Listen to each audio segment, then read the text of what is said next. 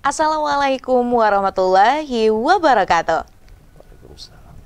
Halo pemirsa setia Sultan TV dimanapun Anda berada. Senang rasanya pemirsa kembali lagi bersama saya Raudloh Rida, tentunya dalam dialog bincang hari ini. Pemirsa, Ramadan menjadi momen bagi umat muslim sedunia untuk menjalani ibadah puasa dengan penuh keberkahan. Namun, di tengah kegembiraan yang melingkupi datangnya Ramadan, tantangan ekonomi yang semakin berat menjadi kenyataan yang tidak bisa dipungkiri. Pada 2025 ini, perekonomian Indonesia menghadapi berbagai tantangan yang signifikan. Kalau kita lihat, harga komoditas pangan di Indonesia cenderung meningkat nih selama Ramadan. Kenaikan berbagai bahan pokok ini seringkali membuat masyarakat akhirnya harus lebih selektif dalam berbelanja dan mengatur pengeluaran. Lalu, berdasarkan fenomena tersebut, apa nih upaya yang dapat dilakukan oleh pemerintah agar masyarakat tetap bisa bertahan dengan kenaikan harga pangan selama Ramadan? Saat ini, di Studio Sultan TV telah hadir narasumber kita, Bapak Dedek Kurnia, yang merupakan analis perdagangan ahli muda di Sperindag Provinsi Banten. Mari kita sapa terlebih dahulu. Assalamualaikum Bapak. Waalaikumsalam warahmatullahi wabarakatuh. Apa kabar nih Pak? Baik, alhamdulillah, Pangestu. Alhamdulillah, Pangestu. Terima kasih Bapak sudah berkenan nih datang ke Sultan TV. Alhamdulillah. Ini kali pertama ya Pak? Pertama kali. Wah, dan tentunya nanti kita berharap semoga berkelanjutan ya Pak. Ini karena Amin, amin. kalau berbicara tentang pangan kan selalu ada nih isu-isu yang menarik untuk kita bahas. Dan nanti kita bahas di bincang hari ini. Nah, kita langsung aja nih Pak. Ini kan ngomongin tentang Ramadan Pak. Ini terhitung sudah hari ke-6 ya. Hari Ramadan. Dengan masyarakat pasti sudah berbelanja ini dan itu. Tapi kan ada juga keluhan nih Pak terkait kenaikan harga. Tanggapan Bapak nih soal kenaikan harga pangan selama Ramadan bagaimana Pak? Ya, terima kasih Mbak Rida ya. Untuk bahan pangan atau bahan pokok yang biasa kita sebut secara istilah di kegiatan kita, memang untuk Ramadan ini hampir merata, sebagian besar bahan pokok itu mengalami kenaikan. Berbeda dengan Ramadan sebelumnya. Tetapi beberapa bahan pokok ini naik memang sebelum Ramadan sudah naik. Ya. Oh, okay. Sudah naik, sudah ada kenaikan di atas head pemerintah atau harga acuan pemerintah. Ada yang dari bulan Desember, ada yang di Januari, di Februari, dan Maret ini hanya beberapa saja sebenarnya. Nah, terus masalah kenaikan ini pastilah ya menjadi keluhan masyarakat. Istri saya pun sama saja kan gitu ya. Kalau untuk urusan yang kayak begitu. Tapi ya kita lah tetap berupaya untuk melayani atau menyediakan masyarakat untuk kebutuhan. Ada nggak sih Pak kalau kita lihat penyebab lain gitu dari kenaikan ini? Kalau tadi kan Bapak menyampaikan sebenarnya kenaikan ini bukan hanya pas Ramadan aja, tapi sebelum-sebelumnya. Apa saja faktor yang menyebabkan hal tersebut? Banyak ya, ada kayak misalnya gini, kayak misalnya minyak goreng. Minyak goreng itu untuk minyak kita khususnya, minyak kita itu kan bersumber bahan bakunya dari DMO. Nama DMO itu Domestic Market Obligation. Itu ada beberapa produsen yang ditunjuk pemerintah untuk mengeluarkan DMO. DMO ini dikeluarkan untuk mendapatkan kuota ekspor mereka. Nah, biasanya di Desember itu karena akhir tahun mereka mengurangi juga ekspornya gitu, menurunkan ekspor, atau memang kuota ekspornya sudah mencapai target tahunan mereka, akhirnya DMO-nya mereka tidak melaksanakan kewajiban lagi DMO-nya. Otomatis supply untuk minyak kita berkurang. Seperti itu. Itu yang pertama. Itu untuk minyak kita. Minyak kita itu kan diproduksi oleh produsen minyak goreng nasional, baik yang kelas atau kelas atas lah ya, gitu, kayak Wilmar gitu, atau ada Sinarmas gitu, atau beberapa repacker yang kelas menengah ke bawah gitu. Nah, itu suplainya itu tetap dari minyak yang bersumber DMO itu. Nah itu memang ada pengurangan, dan itu ada di apa namanya ya, ada pengurangan suplai ke pasar. Biasanya di November atau Oktober November itu satu minggu itu pengiriman bisa 5-7 kali satu toko. Satu 7 kali satu wing box ya. Satu wing box itu isinya 2.100 karton. Satu kartonnya 12 liter.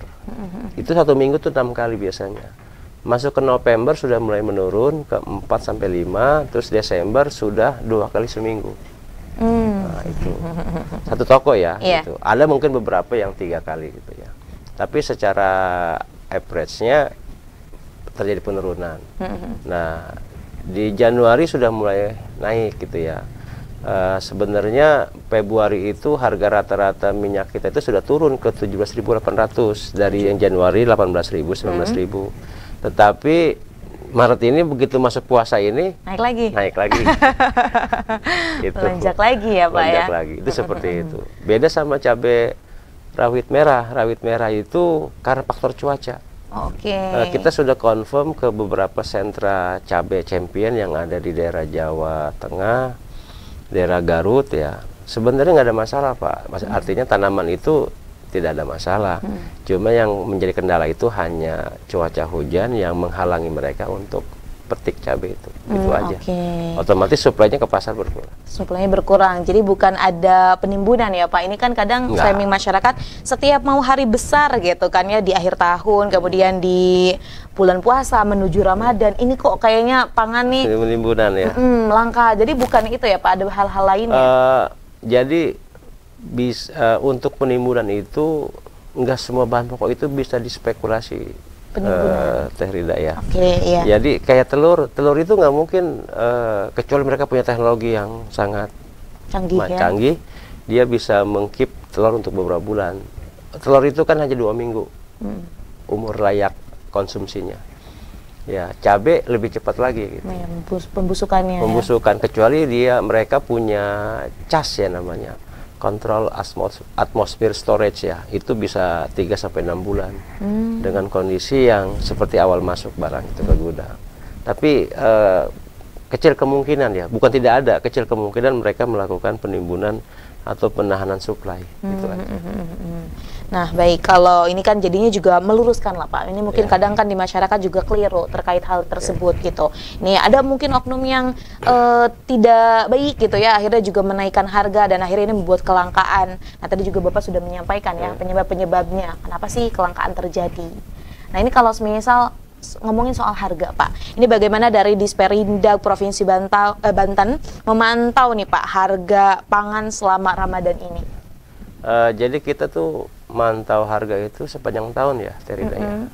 Dari 1 Januari sampai dengan 31 Desember setiap tahun ya. Bukan hanya Ramadan gitu ya. Cuma memang kita stressing di Ramadan ini menjadi fokus ya, karena Ramadan itu momen yang kenaikan harganya biasanya melebihi bulan-bulan lain gitu. Jadi kalau hasil pantauan kita memang sebagian tadi seperti di awal itu harga bahan pokok naik, dan kita ada beberapa sebenarnya bukan Dinas Perindak seorang ya sebagai lembaga atau sebagai instansi yang menangani perdagangan, tapi sebenarnya kita tergabung dalam TPID ya. TPID itu Tim Pengendali Inflasi Daerah, dan salah satunya adalah Dinas Perindak. Karena kita itu ada banyak hal kewenangan bukan ada di Dinas Perdagangan ya, ada di ketahanan pangan, ada di pertanian juga untuk sektor untuk hulunya gitu ya, ada di Biro Ekonomi untuk kebijakannya. Nah khusus untuk Dinas Perdagangan atau Dinas Perindak itu ada beberapa hal yang memang menjadi kewenangan kita, dari pemantauan harga, terus operasi pasar, sidak, segala macam. Kita sampai saat ini pemantauan itu memang seminggu itu bisa 3 kali 4 kali ya. Kita tim di bawah sama teman-teman kita untuk mengumpulkan data harga dan sebagainya, terus kita analisis untuk ke rekom ke pimpinan. Terusnya juga selain itu kan para pimpinan ya, seperti tadi Pak Wakil Gubernur Pak Dimyati juga sudah melakukan sidak pasar bersama anggota DPR RI. Ya, tadi pagi. Terusnya juga sebelumnya kami bersama Muspi atau Porkominda Kota Tangsel ya, dipimpin oleh Pak Wakil Wali Kota dan Ibu Kejari Tangsel, itu sidak pasar juga di Tangsel. Itu seperti itulah. Oke, jadi memang di tiap kabupaten kota di Banten pun ini sudah dilakukan sidak ya Pak, oleh Disperindag Provinsi Banten. Untuk ini juga akhirnya memantau harga nih. Memantau harga dan teman-teman apa namanya kabupaten kota juga itu sekarang tuh lebih masif melaksanakan pasar murah ya. Betul, ya, betul. Kayak Kota Serang itu hampir seluruh kecamatan, terus Cilegon 30 titik, Kota Tangerang juga sama. Akhirnya masif lah mereka melakukan pasar murah ya. Pasar murah. Jadi alhamdulillah jadi dinas kita di provinsi berkurang tugasnya. Terbantu ya Pak. Terbantu lah kita sama-sama kita. Oleh dinas-dinas yang ada di kabupaten kota di wilayah di Banten seperti itu. Nah ini kalau misal kita lihat ya Pak, dari tadi juga kan upaya yang sudah dilakukan, ada sidak-sidak yang memang dilakukan oleh Disperindag. Kalau ini Pak, selanjutnya ini ada kebijakan khusus nggak yang memang ini diterapkan oleh Disperindag untuk berupaya menstabilkan harga pangan selama Ramadan ini? Ya, jadi kita minta ke Bulog karena Bulog itu salah satu BUMN yang ditugaskan atau yang boleh mendapatkan hak untuk suplai minyak goreng, minyak kita khususnya, untuk melakukan operasi pasar untuk minyak kita. Dan sudah terjadi suplai itu. Bulog sudah menggandeng Perumda ABM ya, Agro Banten Mandiri, BUMD-nya Provinsi Banten sebagai lini jaringan usaha Bulog untuk melakukan upaya penambahan suplai minyak kita di pasar-pasar itu. Oke, jadi memang sudah ada sinergitas ya Pak. Harganya harga head pemerintah ya, jualnya 15.700. Jadi memang berbagai upaya juga dilakukan oleh pemerintahan Provinsi Banten ya Pak, untuk menstabilkan. Apalagi ini kan baru pekan pertama, ini kebayang nanti menjelang Lebaran ya. Jangan sampai kehabisan tenaga ya. Harus siapin tenaga ya Pak, ini karena baru pekan pertama di bulan Ramadan. Nah kemudian nih Pak, ini kalau misal kita lihat ya, ini kan Bapak juga analis perdagangan. Meskipun kenaikan harga ya Pak, kita juga bisa lihat di beberapa pasar yang ada di Banten. Apakah ini berpengaruh terhadap daya beli masyarakat? Pasti ya, pasti akan mempengaruhi daya beli masyarakat dengan secara rata-rata tingkat penghasilan yang cenderung sama dengan tahun sebelumnya kan ya. Itu pasti gitu ya. Mungkin mudah-mudahan masyarakat juga bisa mensiasati ya, jadi mensiasati belanja mereka dalam rangka memenuhi kebutuhan, karena memang pasti ini akan membebani masyarakat. Betul. Sangat membebani sekali, dan kami juga bisa bisa merasakan, bisa membandingkan dari tahun ke tahun ya, dan tahun ini kami rasa yang paling berat ya. Ini paling berat Pak? Paling berat. Apa sih Pak perbedaannya dengan yang lain? Maksudnya hingga akhirnya Bapak menyampaikan bahwa ini paling berat nih tahun ini. Ya, waktu COVID memang cenderung ekonomi menurun ya. Tapi konsumsi pun menurun juga ya. Konsumsi menurun karena terjadi lockdown, pembatasan dan sebagainya lah. Nah, terus 2023-2024 itu sudah mulai recovery gitu ya. Perekonomian dari segi pendapatan, dari distribusi barang dan jasa di pasar itu nggak ada masalah ya. Biarpun memang ada kenaikan penghasilan memang tidak signifikan besar gitu. Itu. Tapi yang pas tahun ini kenaikan penghasilan menurun juga nih. Sama, saya lihatnya sama saja. Tapi kenaikan harganya mungkin lebih tinggi dari tahun kemarin gitu ya. Okay. Tapi nanti kita lihat data statistik nanti ya. Kita lihat nanti hasil analisisnya BPS ya, betul, untuk betul. melihat tren itunya gitu. Nah ini juga kan akhirnya jadi perbincangan Pak, apakah dengan adanya pemberitaan efisiensi ini juga akhirnya menyasar kepada pangan nih Pak? Efisiensi apa nih, Ini anggaran pemerintah? apa anggaran pemerintah gitu? Harusnya enggak ya, karena rumah tangga pemerintah dengan rumah tangga swasta atau masyarakat kan berbeda, ya. Terusnya juga efisiensi itu kan bukan berarti duitnya hilang ya. Efisiensi itu hanya pergeseran. Hemat gitu ya? Pergeseran saja sebenarnya. Ada yang penghematan, ada yang pergeseran gitu ya. Pergeseran dari A ke B ya, karena perubahan prioritas. Misalnya kalau untuk pemerintah pusat kan dari sebagian infrastruktur ke makan bergizi gratis kan gitu ya. Iya, Kan betul. sebenarnya itu aja ya. Iya. Bahkan seharusnya karena dengan ada MBG ini permintaan untuk bahan bakunya kan tinggi harusnya ya. Petani kan lebih gencar lagi nih. Kan lebih sejahtera kan penghasilannya dengan swasembada pangan juga kan Pak ya. Ditambah kemarin itu kan kenaikan juga kan untuk harga gabah ya, 6.500 ya. Yang hanya boleh naik di gabah, berasnya nggak boleh naik. Artinya kan petani harusnya Sejahtera. lebih meningkat penghasilannya. Saya nggak bilang sejahtera ya. Oh iya, lebih meningkat. Harusnya panjang gitu. Nanti panjang ya Pak, ini Iya. kudu klarifikasinya lebih banyak lagi. Setidaknya penghasilan bertambah lah. Nah kemudian karena tadi juga Bapak menyampaikan soal petani ini Pak ya, ini adakah upaya yang dilakukan oleh Disperindak gitu bekerja sama dengan petani dan juga pedagang untuk ini juga menstabilkan harga pangan? Kalau petani ya Lokal lah gitu, ada tuh. kenapa? Kalau petani lokal ataupun Oke. Jadi kita itu Dinas Perindak itu terbatas ya Bu kewenangannya ya. Banyak hal kepanjangan tangannya kita menggunakan BUMD ya.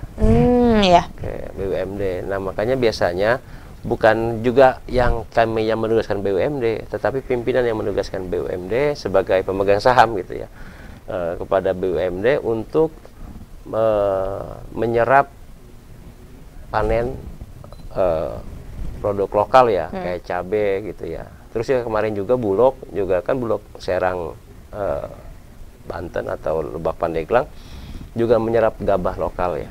Ya seperti itu ya. Artinya supaya ketersediaannya dan tidak terlalu jauh jalur distribusinya ya. Jadi memang ya bersinergi bersama ya, Pak. Karena kalau dinas langsung beli nggak mungkin ya. Agak repot ya Pak. Banyak juga nih urusannya. Nggak punya gudang. Gitu. Nggak punya gudang, betul. Jadi memang penting rasanya untuk berbagai instansi juga akhirnya bekerja sama. Ya. Nah kemudian ini nih Pak ya, ini kalau semisal peran pemerintah sendiri, kalau tadi kan bagaimana menstabilkan, kalau ini mencegah praktik spekulasi harga pangan di pasar, seperti apa Pak? Kita kan gandeng Satgas Pangan ya, Polda. Kita beberapa kali melakukan inspeksi ke Pasar Baros itu, kita juga kan inspeksi itu. Jadi supaya tidak ada orang itu menaikkan aji mumpung ya, gitu ya. Oh gara-gara seperti ini ya. Atau keduanya untuk bahan pokok yang rawan untuk ditimbun. Misalnya kayak beras, kayak minyak goreng, itu kan rawan sekali ya. Betul. Itu kita melakukan sidak-sidak ke distributor seperti itu supaya mereka fair bisnis saja gitu, bisnis secara fair aja, secara wajar saja gitu ya. Tidak perlu yang berlebihan untuk melakukan upayanya gitu.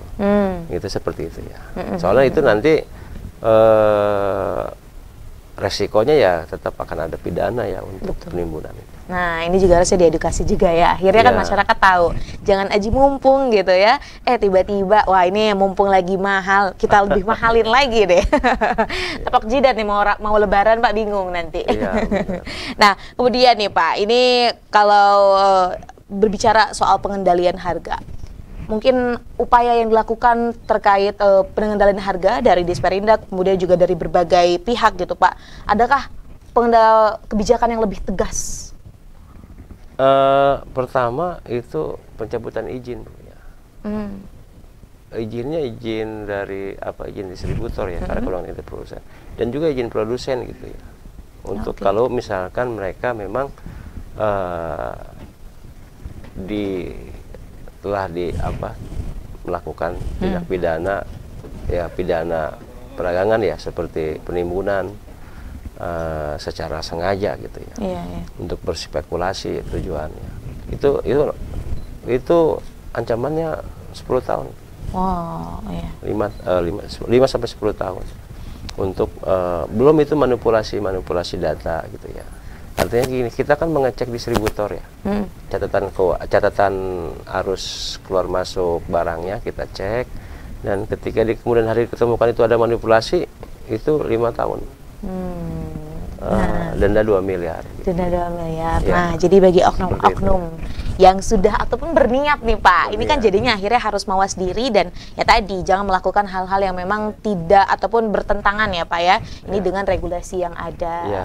Nah, kemudian nih Pak, ini tantangan-tantangan yang dihadapinya oleh Disperindag sendiri dalam memantau, kemudian juga ini menjaga kestabilan harga pangan selama Ramadan, apa saja Pak?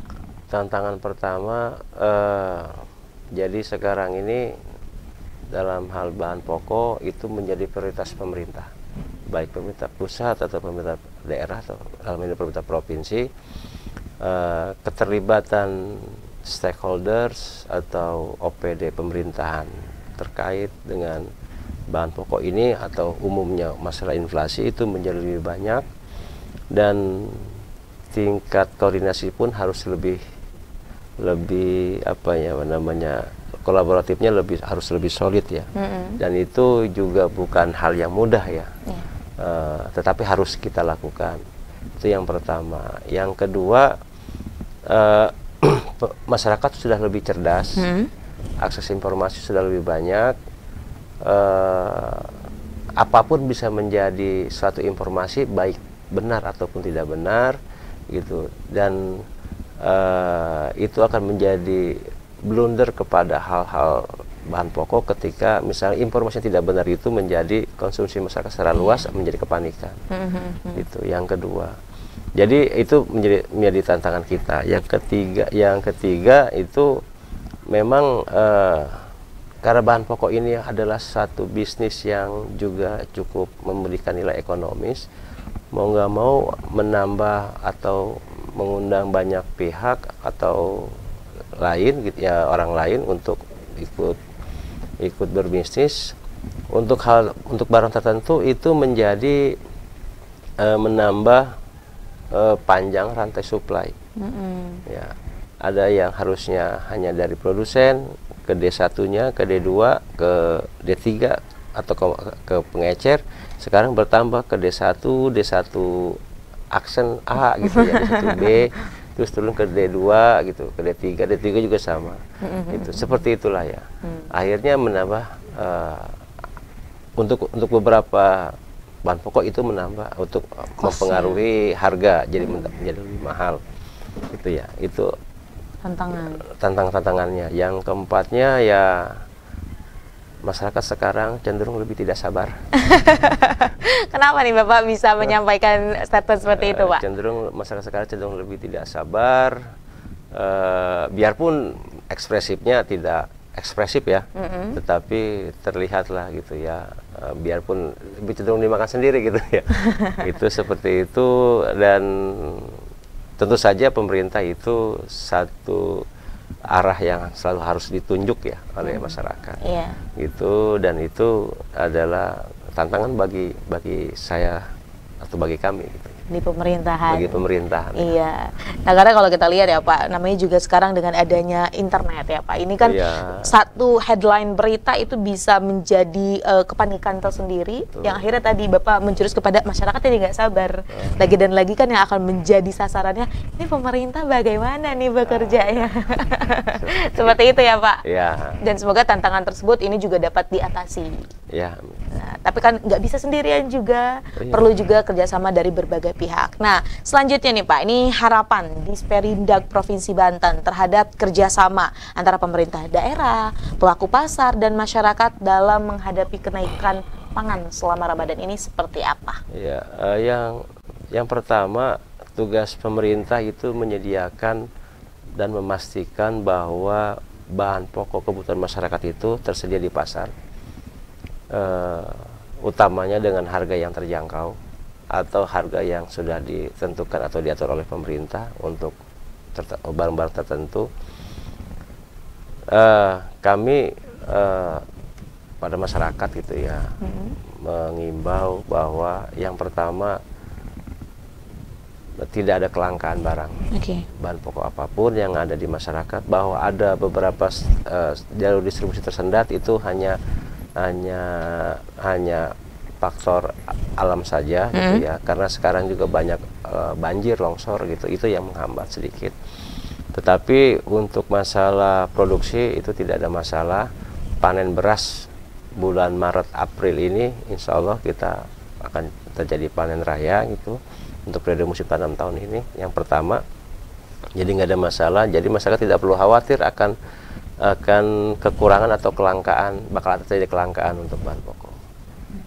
Yang kedua, dalam melaksanakan ibadah Ramadan ini kepada masyarakat juga tidak perlu khawatir. Yang mau berbelanja banyak silakan belanja banyak karena memang barangnya banyak gitu ya. Seperti itu terusnya, dan bukan tujuan untuk menyimpan karena ketakutan kehabisan gitu ya. Tapi memang kebutuhannya harus banyak. Tapi insya Allah kita semua yang dibutuhkan masyarakat semuanya kita berusaha menyediakan kepada masyarakat bisa mengakses.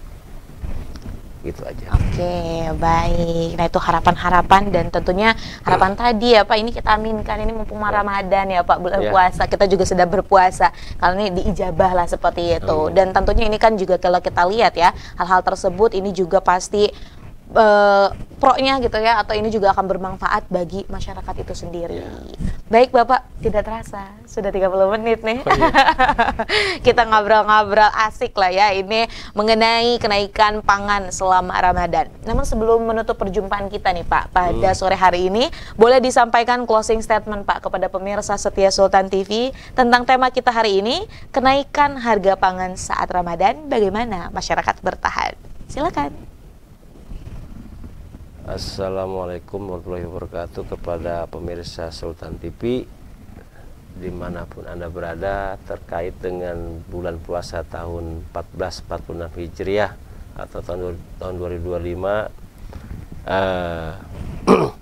terkait dengan bahan kebutuhan pokok yang ada di masyarakat, bahwa memang telah terjadi kenaikan beberapa bahan pokok, tetapi secara stok atau supply itu tidak ada masalah.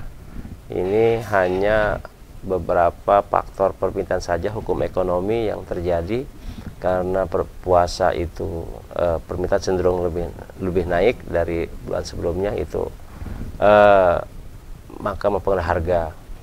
Tetapi secara stok dan sebagainya itu insya Allah semuanya masyarakat bisa mendapatkan, bisa memperoleh. Untuk mendapatkan barang-barang yang sesuai dengan harga head pemerintah seperti minyak goreng atau minyak kita, silakan masyarakat ke retail modern, karena toko-toko tersebut itu menjual harga sesuai dengan head pemerintah. Itu saja mungkin informasi dari kami. Baik, terima kasih Bapak atas informasinya, dan ini juga pasti bermanfaat Pak untuk masyarakat, khususnya masyarakat yang ada di Provinsi Banten, biar enggak panic buying ya Pak, dan juga akhirnya juga tidak banyak marah-marah gitu kan ya. Jadi kita bisa nih calm down, kita sama-sama bisa mencari solusi yang terbaik. Terima kasih Bapak atas kesempatannya. Semoga sehat dan sukses selalu Bapak. Amin, alhamdulillah. Amin. Dan nanti kita nantikan lah ya Pak, kalau semisal ada tema-tema ataupun ada isu-isu yang berkenaan dengan pangan, boleh kita ngobrol-ngobrol lagi. Terima kasih, kita tutup Pak perjumpaan kita pada sore hari ini. Pemirsa setia Sultan TV dimanapun Anda berada, demikian perbincangan kita hari ini bersama Pak Dede Kurnia yang merupakan analis perdagangan ahli muda di Sperindak Provinsi Banten, membahas mengenai bagaimana nih kenaikan pangan saat Ramadan. Ada banyak informasi yang bermanfaat yang tadi kita bincang nih ya pemirsa. Semoga ini juga dapat diambil gitu ya oleh pemirsa setia Sultan TV, bermanfaat serta berkelanjutan. Saya, Raud Lorida, dan segenap kru yang bertugas pada hari ini mengucapkan terima kasih, pamit undur diri. Sampai jumpa. Wassalamualaikum warahmatullahi wabarakatuh. Waalaikumsalam.